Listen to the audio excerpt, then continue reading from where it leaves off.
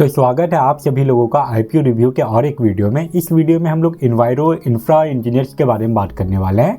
इसका आज ही complete information आया। इसके पहले इस आईपीओ का जो अपडेट था उसमें इसका जो इशू साइज है एंड जो शेयर प्राइस है उसके बारे में नहीं बताया गया था। आफ्टर ऑल अगर इस आईपीओ के बारे में बात करें तो इसका जो टोटल इशू साइज है ये हम लोगों को 732 करोड़ का देखने को मिल जाता है। एंड इसमें हम लोगों को fresh issue and offer for sale दोनों ही देखने को मिलेगा।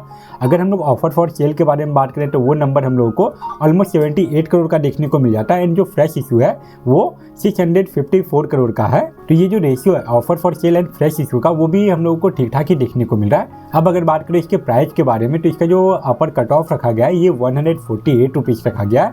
एंड ये आईपीओ में आपको एम्प्लॉय के लिए डिस्काउंट देखने को मिलेगा 13 रुपीज़ पर शेयर का।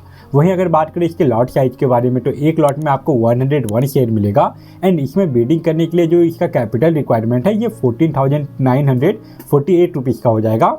नॉर्मली बाकी आईपीओ के तो इसका भी जो फेस वैल्यू है ये 10 रुपीज़ पर शेयर देखने को मिल जाएगा। एंड यहाँ पे रिटेल इन्वेस्टर लोगों के लिए जो रिजर्व शेयर है वो हम लोगों को 35% का देखने को मिल रहा है। वहीं अब अगर बात करें इसके शेड्यूल के बारे में तो ये आईपीओ का जो बिडिंग ओपनिंग डेट है ये 22 नवंबर है। एंड इसमें आप 26 नवंबर तक बिडिंग कर सकते हैं। एंड अगर आपको इसका अलॉटमेंट मिलता है तो फिर 28 नवंबर को जो शेयर है वो आपके डीमेट अकाउंट में क्रेडिट हो जाएगा, वहाँ पे रिफ्लेक्ट करना शुरू हो जाएगा। नॉर्मली क्या होता है कि अगर आपको अलॉटमेंट नहीं मिलता तो फिर 28 नवंबर को ही रिफंड इनिशिएट होना चाहिए था, बट यहाँ पे एक दिन पहले ही आपका रिफंड इनिशिएट हो जाएगा 27 नवंबर को ही।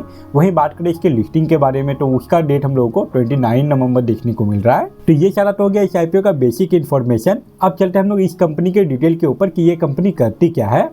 इसके पहले मैंने इन्वायरो इंफ्रा इंजीनियर्स के ऊपर ऑलरेडी एक वीडियो बना के अपलोड कर दिया है। उस वीडियो में हम लोग इसके कंपनी के वर्किंग के बारे में साथ ही साथ इसका जो फाइनेंशियल एनालिसिस है उसके बारे में इन डिटेल एनालिसिस किए थे।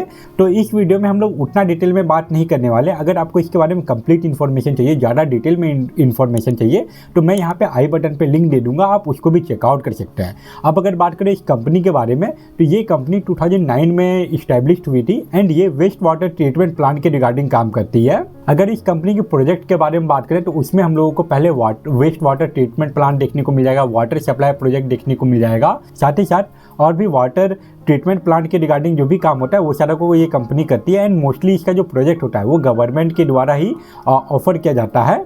अगर जून 2024 तक का डाटा देखें तो ये company 28 waste water treatment plant बना चुकी है। एंड ये सारा प्रोजेक्ट ऑल ओवर इंडिया आपको देखने को मिल जाएगा जो कि लास्ट 7 ईयर में कंप्लीट किया गया है। एंड ये कंपनी जितना भी प्रोजेक्ट कंप्लीट करती है उसमें से बहुत सारा प्रोजेक्ट स्टेट गवर्नमेंट के द्वारा निकाला जाता है। स्टेट गवर्नमेंट के द्वारा जो टेंडर निकलता है उसमें ये कंपनी अप्लाई करती है। एंड उसके बाद ये कंपनी एक एक करके सारा प्रोजेक्ट कंप्लीट करती है।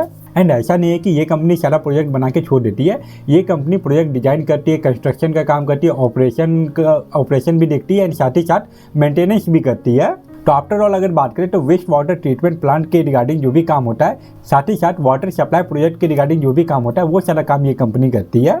तो आई होप आपको समझ में आया हो कि ये कंपनी क्या काम करती है। अब चलते हैं हम लोग इस कंपनी का फाइनेंशियल रिपोर्ट पे एंड ये देख लेते हैं कि लास्ट कुछ सालों में ये कंपनी कैसा परफॉर्म कर रही है।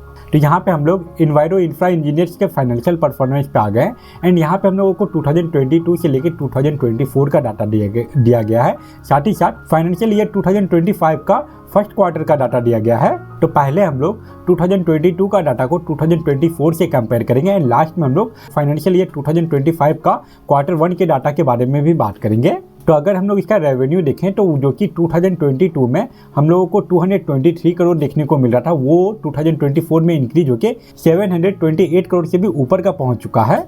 तो यहाँ पे हम लोगों को सिर्फ और सिर्फ 2 साल में इसके रेवेन्यू में 3 टाइम्स से भी ज़्यादा का ग्रोथ देखने को मिला है। वहीं अब अगर इसके रेवेन्यू में एक्सपेंस को माइनस कर दे तो जो नेट इनकम बचता है उसके बारे में अगर बात करें तो पहले इसका नेट इनकम 34.55 करोड़ था 2022 में। अगर हम लोग 2024 का नेट इनकम देखें तो वो हम लोगों को 108 करोड़ से भी ज़्यादा का देखने को मिल रहा है। तो इसके नेट इनकम में भी हम लोगों को अच्छा खासा ग्रोथ देखने को मिला है।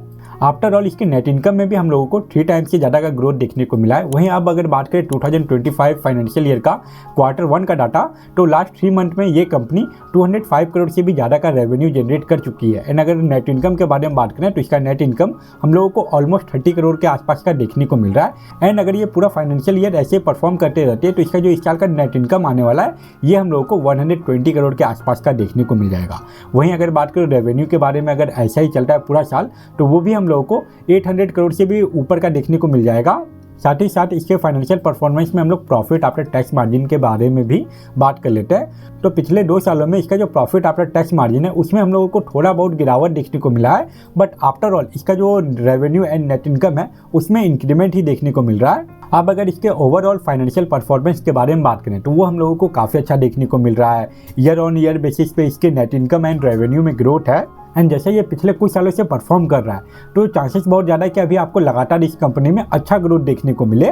वहीं अब अगर इस आईपीओ के वैल्यूएशन एंड मार्जिन के बारे में बात करें तो इसका जो ईपीएस है वो हम लोगों को 6 रुपीज़ पर शेयर देखने को मिल जाएगा, एंड जो इसका पी रेशियो है आईपीओ आने के बाद 25 के अंदर ही होने वाला है। एंड अगर हम लोग इसका आरओसीई देखें तो वो हम लोग को ईयर ऑन ईयर बेसिस पे गिरते हुए देखने को मिल रहा है, फिर भी इसका 2024 का जो आरओसीई है वो 32 से भी ऊपर का है, एंड इसका जो डेट टू इक्विटी रेशियो है वो 2024 का 23% से भी ऊपर का ही होने वाला है। इसके अलावा लास्ट में अगर हम लोग डेट टू इक्विटी रेशियो के बारे में बात करें तो वो भी हम लोगों को 1 के अंदर देखने को मिल रहा है, तो ये भी कंट्रोल में ही है। ओवरऑल इसका जो वैल्यूएशन एंड मार्जिन है इसमें भी हम लोगों को कोई नेगेटिव पॉइंट देखने को नहीं मिल रहा है, इसका वैल्यूएशन एंड मार्जिन भी ठीक ठाक ही है। तो अभी तक हम लोगों ने इस आईपीओ के बारे में जितना भी इन्फॉर्मेशन है उसके बारे में बात कर लिए हैं। अब चलते हैं हम लोग इसके जीएमपी के ऊपर, एंड ये देखते हैं कि इस आईपीओ का आज का क्या करंट जीएमपी चल रहा है।